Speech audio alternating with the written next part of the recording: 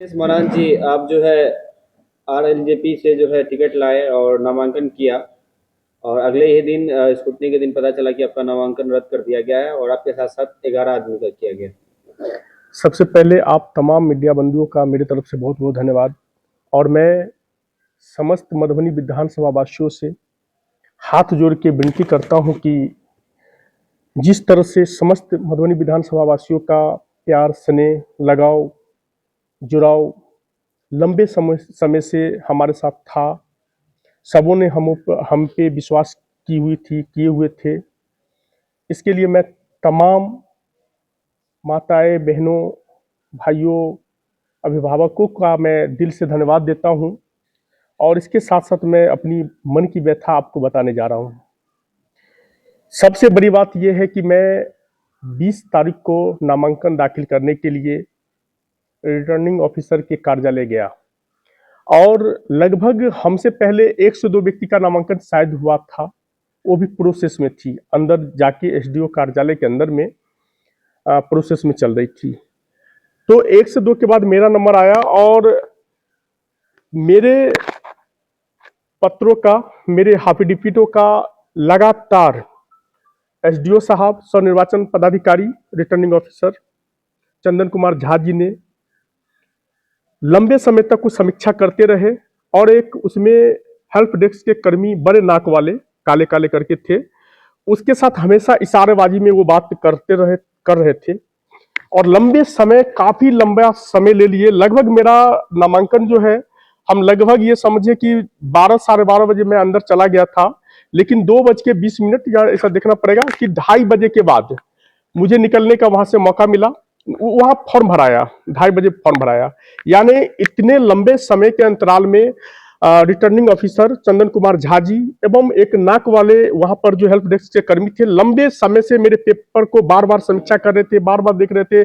कभी एसडीओ साहब पलट रहे थे तो कभी वो लड़का उसको चेक कर रहे थे। बाद में एसडीओ साहब ने मार्क किए और वो हेल्प डेस्क कर्मी ने उसको फिर अंकित किया और मुझे एक चेक लिस्ट थमाया जिसमें लिखा हुआ था कि 8 सेकंड के ख के क ख ग घ बस कर दिया। और उसके बाद मुझे लगातार, मैंने बोला ये क्या है, मैं तो पूरे तरह से भरा हूं और तो ये क्या है, तो बोले कि आप इसको रखिए ना, चंद से हम लोग बाद में बता देंगे, आप रखिए ना। बहुत बार मैंने 4 बार 5 बार पेपर को निकाला, बोले नहीं इसको आप फाइल में रखिए ना। इस तरह से इनका रवैया था। और लगातार जिस तरह से आंखें हम पे एसडीओ साहब, रिटर्निंग ऑफिसर चंदन कुमार झा जी ने बनाए हुए थे, ये एक शोचनीय विषय है। इसके बाद जब मैं वहां से आया तो फिर मैंने फिर अपने हाफिडिविट का समीक्षा किया। मैंने देखा कि मैं पूर्णतः सही भरा हूं। और उसके बाद फिर भी मैंने जो उन्होंने क ख ग की बात की थी, तो मैंने दूसरा हाफिडिविट बना के तैयार कर दिया था। और सुबह में जैसे ही हम जाते हैं, जाने के बाद ससमय मैं पहुंच गया था। पहुंचने के बाद मैंने हेल्प डेस्क कर्मी से पेपर लेने को बोला, तो बोले कि नहीं, अंदर में जाइए तो जमा करिएगा। कभी बोल रहे थे वहां कर लीजिए, कभी कोई बोल रहे थे कि अंदर कर लीजिएगा। मतलब मेरे पेपर को लेने से उन लोगों ने इनकार किया। अंतोगत बात जैसे 11 बजती है कि हम लोगों को, सारे कैंडिडेटों को अंदर में घुसा दिया जाता है 11 बज के कुछ मिनटों पे। जैसे ही अंदर जाते हैं तो सबों को बारी बारी से सुकृत असुकृत का घोषणा करना शुरू करते हैं।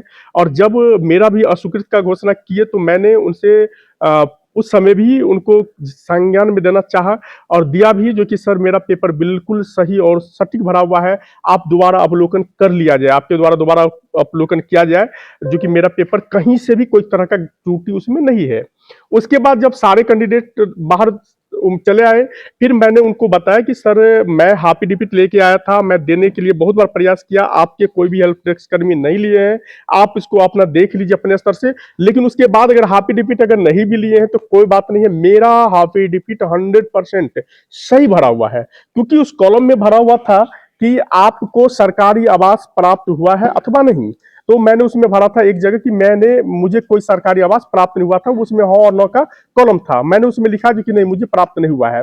इसके बाद मैं आपको पढ़ के बता रहा हूं, जिसमें उन्होंने चिन्ह मार्क किए, उसमें है कि क में क्या अभी साक्षी वर्तमान निर्वाचन की अधिसूचना की तारीख से पूर्व पिछले 10 वर्ष के दौरान किसी समय सरकार द्वारा उपलब्ध कराए गए आवास से अभिभोग में है या नहीं। तो मैंने वहां पर नहीं के सेंस में सुन भरा था, यानी नहीं भरा था।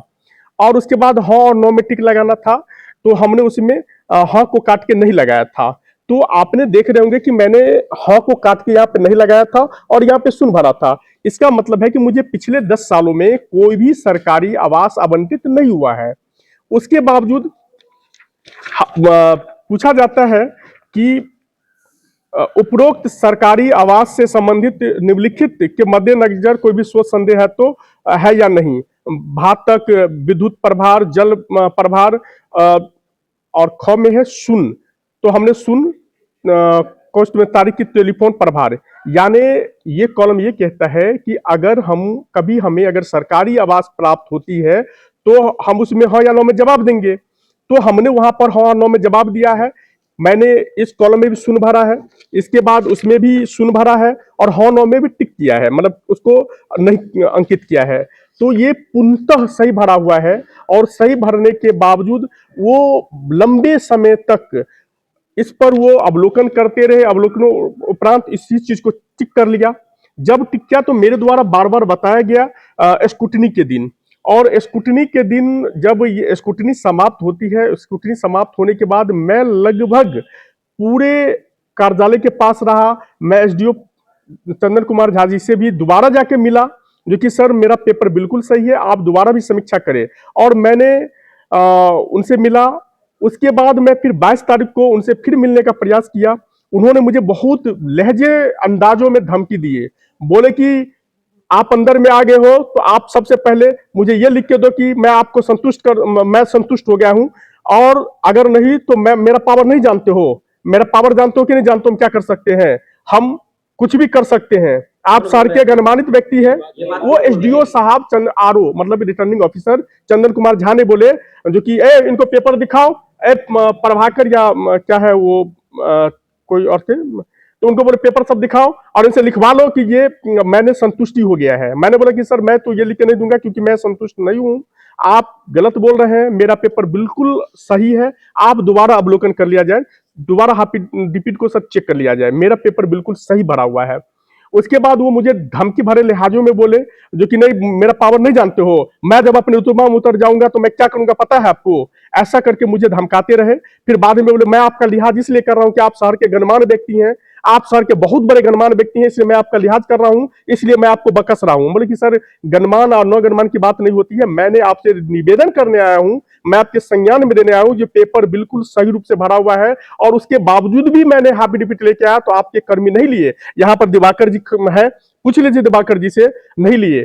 तो बोले नहीं ठीक है इनसे लिखवाओ। फिर बाद में बोला कि नहीं ठीक है, मैं आपको जानकारी देने के लिए आया था, मेरा पेपर बिल्कुल सही है और आप करे न करे आपकी मर्जी, मैं आगे बढ़ने के लिए स्वतंत्र हूं। ये बात करके मैं वापस आया। लेकिन जिस तरह से डराए धमकाए, जिस तरह से उन्होंने मतलब एक अफरा तफरी का माहौल बना दिए।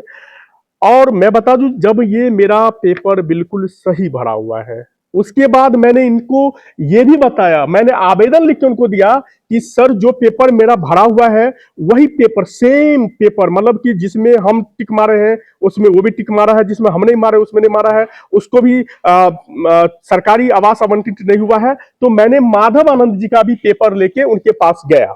माधव आनंद जी का भी पेपर मैंने उनको खोल के दिखाया कि सर देखा जाए कि आपने जिसमें हमें मार्क किया है उसने भी क ख ग घ, देखिए मार्क वाला मैं पेपर दिखाता हूं जिसमें उन्होंने क ख ग घ का जिक्र किया है।